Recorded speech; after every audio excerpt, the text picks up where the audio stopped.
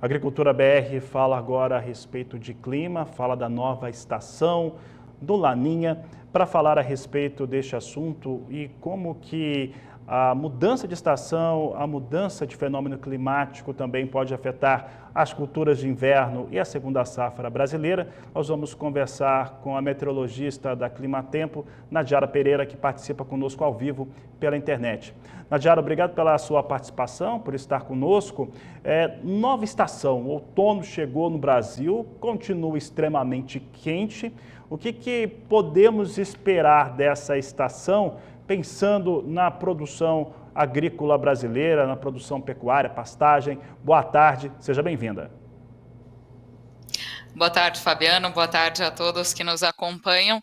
Bom, só já adiantando um pouquinho da previsão de curto prazo, né? O outono começa já com uma mudança bem significativa no tempo. Nessa segunda metade da semana a gente tem uma frente fria aí avançando. O sistema já trouxe muitos temporais durante a última noite, madrugada, sobre o sul do Brasil e está chegando à costa do Sudeste. Vai ser responsável aí não só por chuvas, mas também por amenizar esse calorão. Então, os dias do calorão estão contados aí, porque vem vindo uma frente fria que vai espalhar chuvas aí pelo interior do Sudeste e Centro-Oeste, trazendo um alívio para aquelas áreas que vinham sentindo bastante aí já a irregularidade das chuvas, né? Justamente áreas de milho segunda safra, do Paraná, São Paulo, Mato Grosso do Sul, que é uma área que vem enfrentando, né, maior irregularidade e calor excessivo. Então essa frente fria traz um alívio aí, tanto por conta das chuvas quanto também por conta das temperaturas. Então, abrindo aí o outono, a gente já vai ter essa virada bem significativa no tempo. E olhando agora para o outono como um todo, o outono é uma estação de transição, né, do período mais quente e chuvoso para o período seco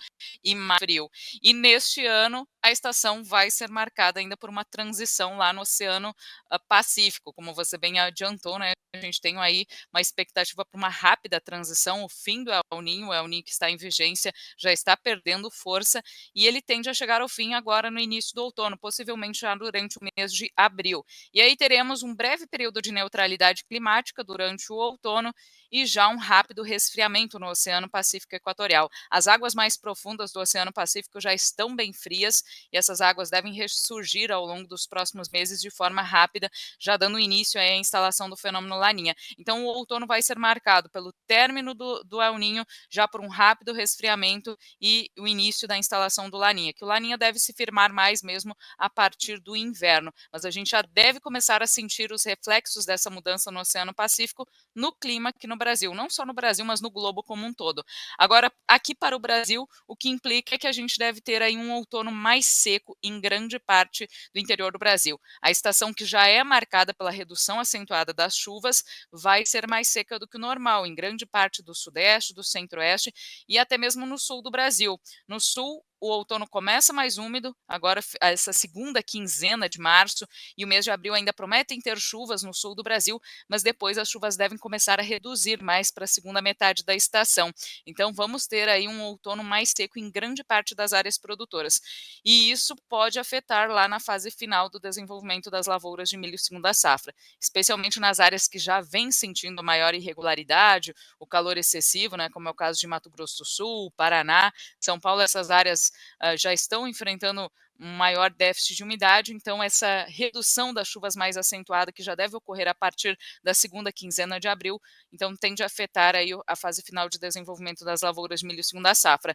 O estado de Mato Grosso e Goiás encontram-se com melhores níveis de umidade no solo. Então, por enquanto, até o mês de abril, a gente não deve sentir muitos efeitos aí dessa redução mais acentuada das chuvas. Agora, lá para o mês de maio, para aquelas lavouras um pouco mais tardias, que vão entrar aí no desenvolvimento final entre maio e junho, aí essas lavouras devem sentir um pouco mais a escassez hídrica. Lavouras de algodão também, os produtores de Mato Grosso falam que precisamos aí de uma chuva entre o final de abril e maio para ajudar aí na fase final das lavouras. Então, essas áreas produtoras podem sentir mais a escassez hídrica aí da estação, que promete ser mais seca.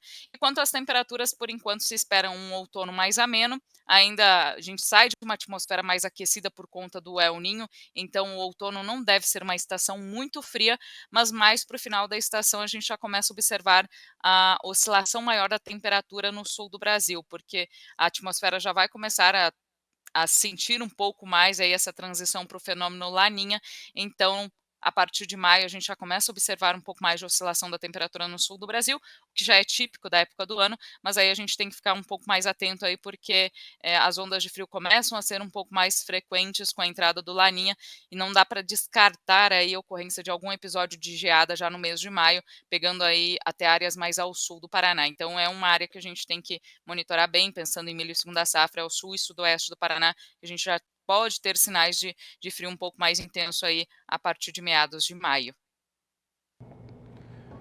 E, Nadiara, falando também um pouco a respeito das chuvas, né, em especial em abril, maio, como é que está o cenário para essas chuvas, principalmente Paraná, São Paulo e os estados do Centro-Oeste? Nós podemos ter estados com mais chuvas e outros com menor quantidade de precipitação? Olhando para abril e maio, o grande destaque é que no início de abril, primeira quinzena de abril, ainda deveremos ter alguns episódios de chuva chegando até o centro-sul, né, pegando aí áreas produtoras do sudeste e centro-oeste. Mas a segunda quinzena de abril já se mostra bem mais seca. Então, grande parte do sudeste e centro-oeste deve enfrentar aí um corte das chuvas a partir da segunda quinzena de abril e maio mais seco do que o normal. Maio já é um mês bastante seco, né, sobre grande parte aí do interior do Brasil central, e ele está se mostrando um mês mais seco do que o normal. Então essas áreas que já vêm enfrentando irregularidade, né, São Paulo, Mato Grosso do Sul, até o Paraná também está com sinais de anomalias negativas de precipitação a partir aí do mês de abril. Esses estados podem ser mais afetados aí para o desenvolvimento das lavouras de milho segunda safra. O que a gente começa a observar a partir de abril é que as frentes frias vão ficar cada vez mais oceânicas, então elas vão chegar até o sul do Brasil e vão começar a desviar. Então, o Rio Grande do Sul e a faixa leste da região sul ainda devem receber um pouco mais de chuvas. Então, algumas áreas do sul do Brasil ainda podem enfrentar aí volume acima do normal durante o mês de abril, mas o oeste da região sul e grande parte do Paraná vão já começar a enfrentar déficit de chuvas a partir do mês de abril. E aí, com o passar do outono, a tendência é que seque cada vez mais. A gente já está vendo aí um final de outono e um inverno mais secos, inclusive na região sul do Brasil, porque essas frentes frias começam a ficar cada vez mais oceânicas, desviando já do sul do Brasil, o que já é um sinal aí do resfriamento do Oceano Pacífico Equatorial. Muito bem, Nadiara. E o Antônio Oliveira, de Cuiabá, no Mato Grosso, está comentando o que você acabou de dizer sobre o aspecto mercadológico, né? Ele está comentando algo que aconteceu aqui durante o programa em relação à disposição de pastagem, uma quantidade maior de animais. Se não tiver pastagem, normalmente se manda para a indústria, para o abate. Então pode ter um grande volume e a dificuldade que vai ter no desenvolvimento do milho em alguns estados brasileiros. Nadiara, para encerrarmos aqui a nossa entrevista, no sul do Brasil, culturas de inverno, dentro deste cenário que você acabou de desenhar, tem algum momento em que essa situação climática pode afetar o trigo, cevada, canola, entre outras culturas que são desenvolvidas, em especial no Rio Grande do Sul e Santa Catarina? Sim, o fenômeno Laninha tem como característica, né, um risco maior de estiagem para o sul do Brasil e as projeções já começam a indicar aí que o final do outono, como eu comentei, e o inverno já devem ser mais que o normal no centro-sul da América do Sul. Isso também pega não só a região sul, mas pega o Uruguai, a Argentina, boa parte também do Paraguai. Então a safra de inverno já vai ser impactada pelos efeitos do Laninha. O inverno promete ser mais seco no centro-sul da América do Sul e também já com oscilações mais acentuadas de temperatura. O trigo normalmente produz muito bem em anos de laninha. Inclusive, na última semana estive com produtores de trigo, eles ficam otimistas com o laninha, porque os desvios de precipitação previstos não são tão acentuados. O inverno promete sim ser mais seco, mas ainda não deve ser extremamente seco. Os efeitos do Laninha eles devem começar a ser mais efetivos aí no decorrer do segundo semestre de 2024. Então, para a safra de inverno, sim, deveremos ter menos chuvas, volumes menores, mas ainda são esperados alguns episódios. Então, para o desenvolvimento do trigo, acredito que a chuva não vai ser o problema. O ponto de atenção mais importante é o frio tardio, porque Laninha ele tem essa característica de prolongar o frio e tem um risco maior para ocorrência de frio tardio entre o final do inverno e início da primavera. Não dá para descartar a ocorrência de geadas lá no mês de setembro, então na época de florada do trigo. Então os produtores especialmente aí do Rio Grande do Sul, já estão se preparando para não adiantar muito o plantio do trigo, porque se adiantar muito o plantio do trigo, corre o risco depois de pegar uma geada lá no final da florada. Então, esse é o ponto maior de atenção, o ponto mais importante de atenção é não adiantar muito, aí ter cautela e fazer um bom planejamento aí do plantio dos cultivos de inverno para tentar escapar aí do risco maior de frio tardio nessa temporada. O inverno ele não deve ser tão rigoroso, a gente não vai ter uma frequência muito grande de ondas de frio, porque assim como as frentes frias vão desviar mais para o oceano, a tendência é que as massas de ar polar também desviem mais para o oceano, sejam mais oceânicas. Mas eventualmente essas massas de ar polar avançam de forma um pouco mais continental, então trazem um risco maior de frio. Então, neste ano, a gente tem um risco maior de extremos de temperatura mínima, não com tanta frequência, né, tão duradouras, mas existe um risco maior para a ocorrência de geadas, alguns picos de frio durante o inverno e esse risco de frio tardio no início da primavera. Nadjara, eu disse que seria a minha última pergunta, entretanto, a turma aqui do Café Sudoeste de Minas está questionando, você falou em geada, e os produtores de café em Minas Gerais já sofreram em algumas safras em seguida, em sequência, com o problema de geada, problema de seca, até chuva de granizo. Como é que fica esse cenário especificamente para Minas Gerais, nessas áreas de produção, sudoeste de Minas, sul de Minas? Como é que fica a situação para o clima na região? É claro que a gente tem que chamar a atenção que risco de geada, né, geada é um fenômeno extremo que a gente consegue ter uma previsibilidade melhor de curtíssimo prazo.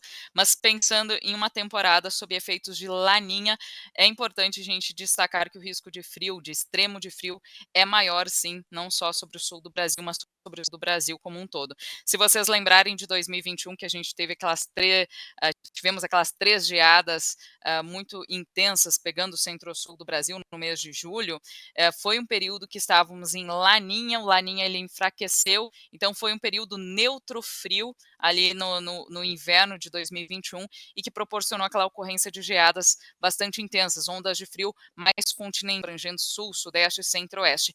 E é essa característica que chama bastante atenção para esse ano, que deixa a gente em alerta, porque o período de transição do neutro para o frio é um período de maior risco, porque as ondas de frio ainda podem estar de forma um pouco mais continental e com essa atmosfera já com tendência de ficar mais fria por conta do laninha, então traz um risco maior. Então, neste ano, existe sim um risco maior para a ocorrência de geadas aí no centro-sul do Brasil.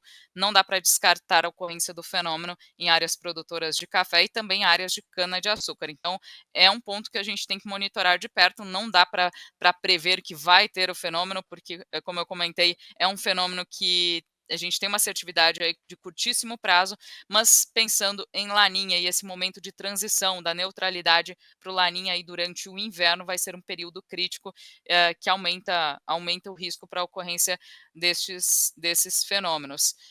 E aí a gente tem que ficar de olho mesmo, monitorar aí, porque vai ser um inverno aí com bem diferente do que foi a temporada passada, né? Se vocês lembrarem, o último inverno a gente não teve praticamente frio, não tivemos geadas aí no centro-sul do Brasil, geadas muito amplas, intensas. Então, essa temporada agora promete ser bem diferente.